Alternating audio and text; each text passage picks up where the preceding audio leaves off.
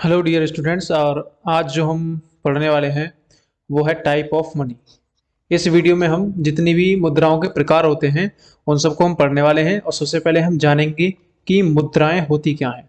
जैसा आप सभी जानते हैं, पुराने समय में जब मुद्राओं का प्रचलन नहीं था तब वस्तु विनिमय चलता था। वस्तु विनिमय का मतलब क्या है कि दो व्यक्ति आपस में वस्तुओं का अदला बदली कर लेते थे, जिससे उनको जो चीज़ की जरूरत होती है वो उन्हें मिल जाती है।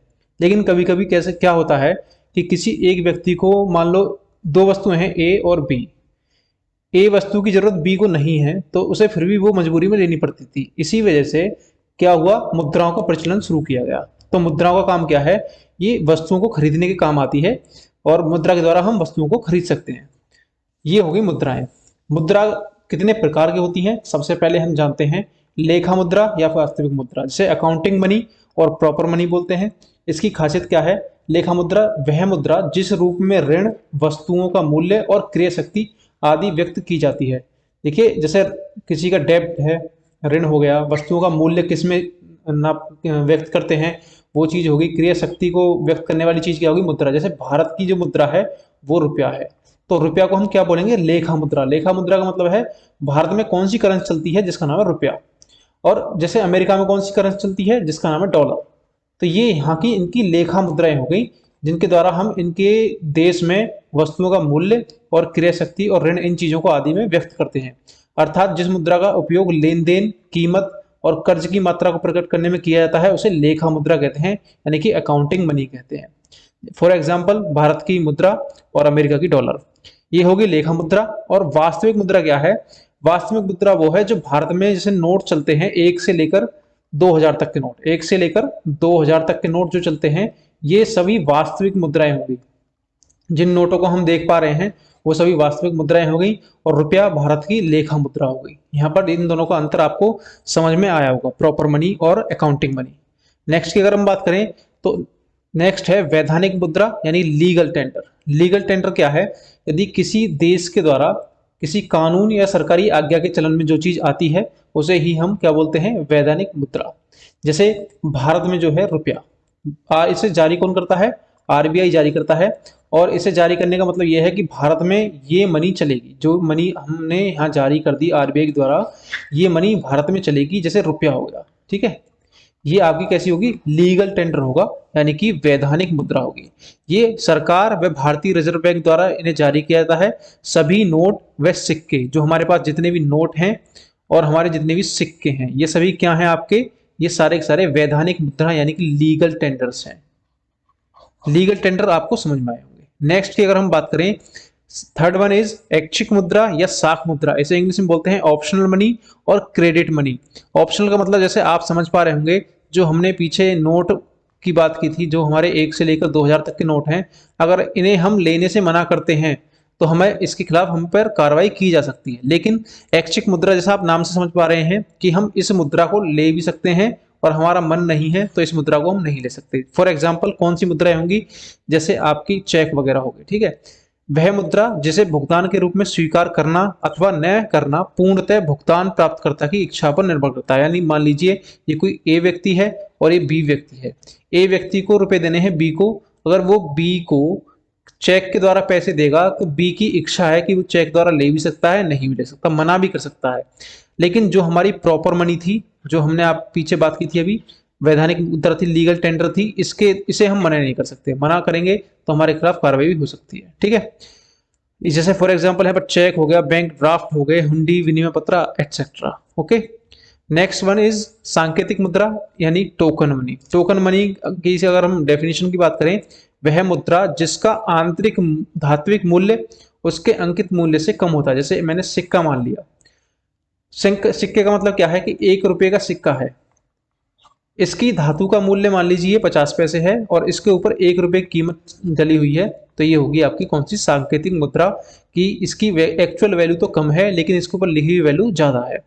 ये आपकी कौन सी होगी, सांकेतिक मनी यानी टोकन मनी। ये सस्ती धातु से बनी हुई होती है। जैसे फॉर एग्जाम्पल भारतीय सिक्के, भारतीय सिक्कों को हम इसमें इंक्लूड कर सकते हैं टोकन मनी में। नेक्स्ट वन इज प्रमाणिक मुद्रा या फिर मानक मुद्रा, जिसे हम स्टैंडर्ड मनी भी बोलते हैं। स्टैंडर्ड मनी क्या है? यदि सिक्के का वास्तविक एवं अंकित मूल्य बराबर हो। जैसे मान लीजिए कोई एक सिक्का है हमारे पास, ये इस सिक्के पर जो मनी यानी जो नोटेशन लिखा हुआ है, जैसे मान लीजिए इस पे 10 रुपए लिखे हुए हैं और इसकी कीमत, वास्तविक कीमत भी 10 रुपए ही है, तो ऐसी जो मुद्रा कहलाएगी वो प्रमाणिक यानी स्टैंडर्ड मनी कहलाएगी। फॉर एग्जांपल जैसे सोने और चांदी के सिक्के, क्योंकि सोने चांदी के सिक्के की कीमत वही होती है जो उन पर लिखी हुई होगी, ठीक है। तो ये होगी आपकी प्रमाणिक मुद्रा यानी कि standard money. Next one is plastic money या फिर प्लास्टिक मुद्रा। प्लास्टिक मुद्रा कौन सी होती है? विभिन्न बैंकों और वित्तीय संस्थाओं, फाइनेंशियल जो इंस्टीट्यूशंस हैं उनके द्वारा और कंपनियों द्वारा विभिन्न प्रकार के डेबिट और क्रेडिट कार्ड, डेबिट कार्ड किन्हें बोलते हैं? जिसमें हमारे आपने एटीएम देखा होगा, ये एक डेबिट कार्ड के अंतर्गत आता है, यानी कि पहले इसमें पैसे होने चाहिए जब भी हम पेमेंट कर सकते हैं। क्रेडिट कार्ड का मतलब क्या है? क्रेडिट कार्ड का मतलब होता है कि इसमें अगर पैसे भी नहीं है हम तब भी पेमेंट कर सकते हैं, इन्हें बाद में हम पे कर सकते हैं, ठीक है। ये हो गई आपकी प्लास्टिक मनी, डेबिट और credit card. For example debit card मैंने आपको बताया था जमा राशि पर निकासी, जो हमने पैसे जमा करे हुए हैं बैंक पर उन पर हम निकाल सकते हैं पैसे, और क्रेडिट कार्ड बिना राशि जमा किए हम पैसे निकाल सकते हैं, बाद में पे कर सकते हैं। ये होगी आपकी प्लास्टिक मनी।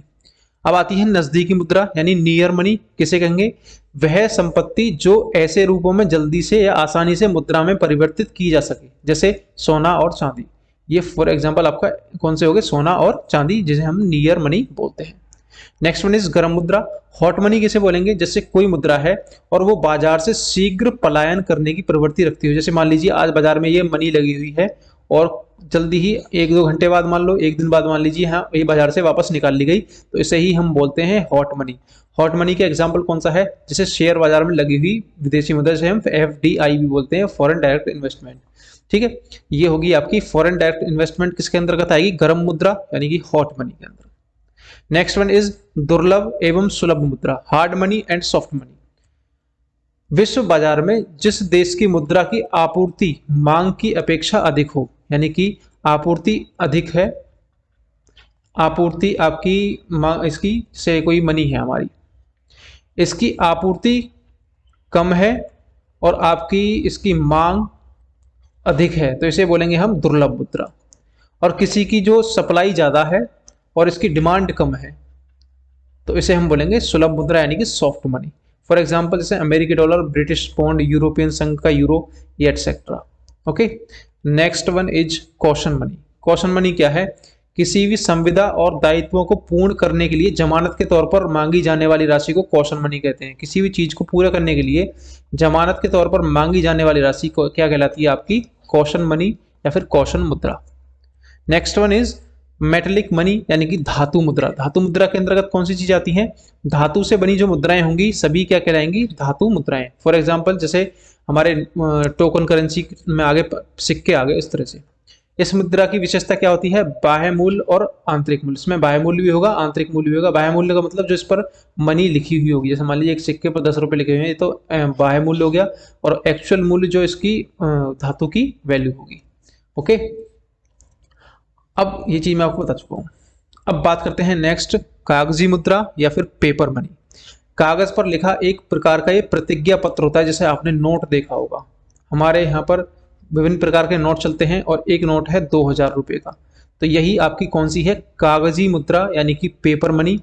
इस पर क्या होता है? इसकी कीमत कागज की तो कम होती है, लेकिन इस पर जो लिखी हुई चीज है, जैसे 2000 रुपये लिखे हुए हैं, यहाँ पर इसकी कीमत ज्यादा है। ये किसके द्वारा जारी किया जाता है? भारतीय रिजर्व बैंक के द्वारा और भारत सरकार के द्वारा मिलकर जारी किया जाता है। यानी कि इस पर जो 2000 रुपये छपे हुए हैं, ये 2000 रुपये वैल्यू प्रदान करता है। ओके, अब इसका मैंने आपको बता दिया, इसका आंतरिक मूल्य जो होता है पैसा, जो ये जो कागज है, इसकी वैल्यू कम होगी और इस पर लिखी हुई जो मनी है ज़्यादा होगी। ओके, अब हम बात करते हैं, देखिए मुद्राएं तो यहाँ पर खत्म हो गई, जितनी भी मनी थी, ये टाइप ऑफ मनी, ये सब हम पढ़ चुके हैं। लेकिन आगे इसकी इकोनॉमिक्स से संबंधित जो वीडियो मैं लाऊंगा वो आप देख पा रहे हैं यहाँ पर कौन कौन सी है। मौद्रिक नीति और पंचवर्षीय योजना और मुद्रास्फीति, ये 3 टॉपिक्स अगले होने वाले हैं। ओके, चलिए मिलते हैं आपसे अगली वीडियो में, तब तक के लिए नमस्कार एंड थैंक यू।